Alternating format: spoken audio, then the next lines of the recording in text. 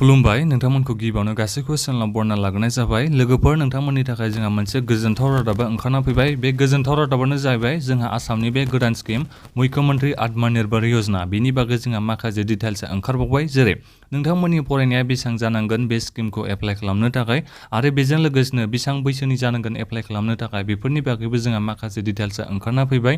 दा बेनिखायनो लोगोफोर नोंथांमोना बे भिडिअखौ गासिबो जोबजासिम नायलां। आं नोंथांमोननिसिम दा एसे फुराय डिटेल्स खोन्थाहरनो सानदों। मानो होनोबा जोंहा माखासे डिटेल्सआ फैखाबाय। दा बेनिखायनो भिडिअखौ जोबजासिम नायलां। आं आरो गिबियावनो गुरै खावलायहरनाय जायो नोंथांमोना सोरबाफोर चेनेलाव गोदानै फैदोंबा अननानै चेनेलखौ साबस्क्राइब खालामना लाग्रोलायदो जाहाथे नोंथांमोना बेबायदिनो आपडेटखौ मोननो हायो। दा बेहाय माखासे खोथा होदों आं बेफोरखौ नोंथांमोननिसिम फुरा डिटेल्स खोन्थाहरगासिनो दङ। भिडिअआ एसे गोलाव जानो हागौ अब्लाबो नोंथांमोना भिडिअखौ जोबजासिम नायबानो जाबाय जाहाथे नोंथांमोना फुरा डिटेल्स मिथिनो हायो। नोंथांमोना नैबे फार्स्ट मोनसे अपसनखौ नायनो हागोन। बेहाय बुंदों आरो गासिबो आसामनि पार्मानेन्ट रेसिडेन्टफोरा एप्लाइ खालामनो हागोन माने आसामनि थागिबि नोंथांमोना गासिबो एप्लाइ खालामनो हागोन। बिनिफ्राय बैसोआ बेसेबां जानांगोन 18 बोसोरनिफ्राय 45 बोसोरनि सिंनि गासिबो केन्डिडेटफ्रानो एप्लाइ खालामनो हागोन। बेहाय जेन्डारनि जेबो खोथा गैया दे हिन्जावसा हौवासा गासिबो एप्लाइ खालामनो हागोन।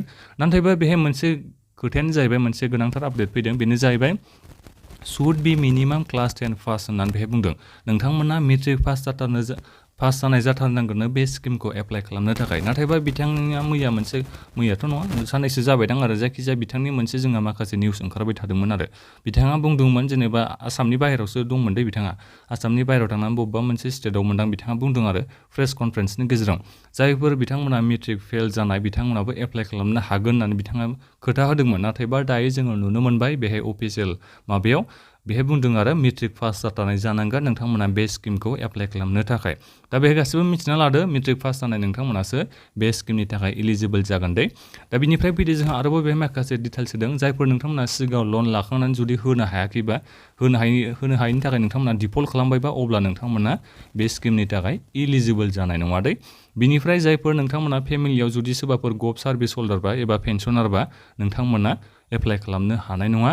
बिनिफ्राय न'खराव सासेल' केन्डिडेटआ एप्लाइ खालामनो हागोन दै बे स्किमनि थाखाय बेखौ गोसोआव लाबोनो जाबाय। न'खरनि गासैबो सोद्रोमाफोरानो एप्लाइ खालामनो हानाय नङा। जेनेबा न'खरावथ' सानै साथाम थानो हागौ नालाय मेट्रिक पास जानायाव नाथायबा नोंथांमोना गासिबो एप्लाइ खालामनो हानाय नङा। सासेल' मानसिया नोंथांमोना एप्लाइ खालामनो हागोन।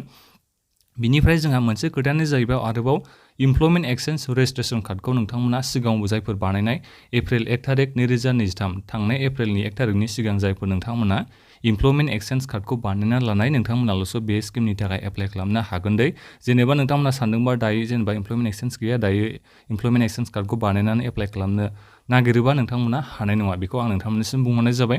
बिनिफ्राय थार्ड नाम्बाराव जोंहा थालांदों बेहाय माखासे स्किल्स नलेज बेहाय बुंदों आरो टु आन्डारटेक इनकाम जेनेरेटिं एक्टिभिटिस बेखौथ' नोंथांमोना थानांगोनानो नलेज थानांगोन माखासे स्किल्स थानांगोन बेफोरखौ बेहाय बुंदों आरो बे माखासे गोनां बाथ्राया बेनो जाहैबाय। दानिया फैदो जोंहा फैसाखौ सोरबादि मानसिया बेसेबां मोनगोन बेफोरनि बागैथ' डिटेल्स होआखै। नाथायबा बेहाय बिथांमोना मोनसे खोथाखौ बुंदों आरो नोंनि बे इलिजिबिलिटिखौ नायनानै जेनेबा नोङो मेट्रिक पासबा बेसेबां फैसा मोननो हागोन बेफोरखौथ' बुङाखै। नाथायबा 2 लाख 3 लाख 5 लाख रां बेबायदि मोनगोन होननानै बेहाय बुंदों आरो जेनेबा नोंनि फरायनायनि सायावसो जाहैसिगोन बायदि मोनदों आङो बे फैसा होनायखौ।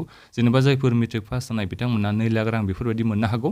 बिनिफ्राय जायफोर ग्रेजुवेसन पास जानाय बिथांमोना 3 लाख रां बेफोरबायदि मोनहैनाय जानो हागौ।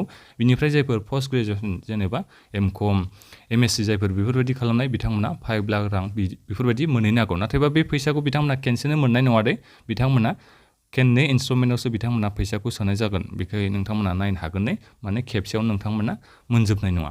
बिनिफ्राय बिथांमोना फैसाखौ बोरै होगोननो गभर्नमेन्टनि बे इन्ट्रेस्ट फ्रि गभ लन जागोन ना माने गभर्नमेन्टनि बे इन्ट्रेस्ट गैयै बे लन जागोन। बिनिफ्राय गभर्नमेन्टआ माखासे फैसाखौ बिथांमोना ग्रान्टबो खालामगोन माने नोंनो फ्रियावनो होगोन आरो बे फैसाखौ माखासेनि थाखायल'सो नोंथांमोना मा होनांगोन फैसाखौ गुरायफिननांगोन आरो होफिननांगोन। ओमफ्राय बे गुरायफिननाय फैसायाबो नोंथांमोना मा जागोन बे इन्ट्रेस्ट होनांगौ फैसा जागोन आरो दा बेखौ नोंथांमोना गासैबो मिथिबाय जानांगौ। बिनिफ्राय आरो बेजों लोगोसेनो बिपिएल केन्डिडेट्स ल' इनकाम हाउसहल्ड बिथांमोना गासिबो एप्लाइ खालामनो हागोन बेखौ बेहाय होदों। बिनिफ्राय नैबे खोथाखौथ' नोंथांमोना गासिबो मिथिखाबाय जानांगौ मास मोनसेनि थाखाय जोंहा जायफोर सेलेक्ट जायो नोंथांमोना मास मोनसेनि थाखाय ट्रेनिं होनांगोन माने बिथांमोना ट्रेनिंखौ होगोन आरो गभर्नमेन्टआ। बिनिफ्राय ट्रेनिं समावबो नोंथांमोना मास मोनसेयाव 10,000 रांखौ मोननो हागोन। ट्रेनिं जोबखांनाय लोगो लोगो नोंथांमोना फैसाखौ मोननाया स्टार्ट जागोन। फार्स्टआव नोंथांमोना फार्स्ट इनस्टलमेन्टखौ मोननो हागोन बिनि उनावसो नोंथांमोना सेकेन्ड इनस्टलमेन्टखौ मोननो हागोन माने खेबनै इनस्टलमेन्टआवसो नोंथांमोना फैसाखौ मोननो हागोन। दा बेहाय नोंथांमोना गासिबो मिथिजोब्बाय जानांगौ जायफोर नोंथांमोना मेट्रिक पास जानाय नोंथांमोननिफ्रायसो एप्लाइ खालामनो हागोन जेनेबा नोंथांमोना आरो गोबां ओरैबायदि सोंबावगोन मेट्रिक पास जानाय हायार सेकेन्डारि पास जानाय एप्लाइ खालामनो हाखानाय बेबायदि नोंथांमोना गोबां सोंबावगोन बेहाय बुंदों आरो मिनिमाम माने खमथारबाबो नोंथांमोना मेट्रिक पास जाथारनाय जानांगोन बे स्किमखौ इलिजिबोल जानो थाखाय एबा एप्लाइ खालामनो थाखाय मेट्रिक पास जानायनिफ्राय माने गासिबो एप्लाइ खालामनो हागोन नाथायबा बेनि आरो दुखुनांथाव बाथ्राया मेट्रिक फेल जानायबो एप्लाइ खालामनो हागोन होननानै बिथाङा बुंदोंमोन नाथायबा दायो जोंहा बे नटिसआव ओंखारना फैबाय मेट्रिक पास जाथारनांगोन बे स्किमखौ एप्लाइ खालामनो थाखाय बिथाङा मानि थाखाय मेट्रिक फेल जानायाबो एप्लाइ खालामनो हागोन बुंदोंमोन बेखौथ' दा बुंनो हाला दा जिखियानो जायामोन बेखिनियानो आपडेटआ जायखिजाया साननैसो सम दंबावो जोंहा माखासे डिटेल्सआ आरोबाव ओंखारबावगोन जेरै मा डकुमेन्ट्स नांगौ मा होनांगोन बेफोरनि बागै एसे उनाव आपडेट फैबावगोन आं आपडेट फैयोबा भिडिअ लाबोगोन नोंथांमोना चेनेलखौल' साबस्क्राइब खालामना लाबानो जाबाय जाहाथे नोंथांमोना आपडेटखौ थाबैनो मोनो दा बेखिनियानोमोन माबाफोर सोंनांगौ दङबा नोंथांमोना माखौबा बुजियाखैबा भिडिअनि कमेन्ट बक्सआव कमेन्ट खालामनो हागोन बे भिडिअखौ गासैबो लोगोफोरनो शेयार खालामबानो जाबाय जाहाथे गासैबो लोगोफोरानो बे स्किमनि बागै आपडेटखौ मिथिनो हायो दा बेखिनियानोमोन गोजोन्थों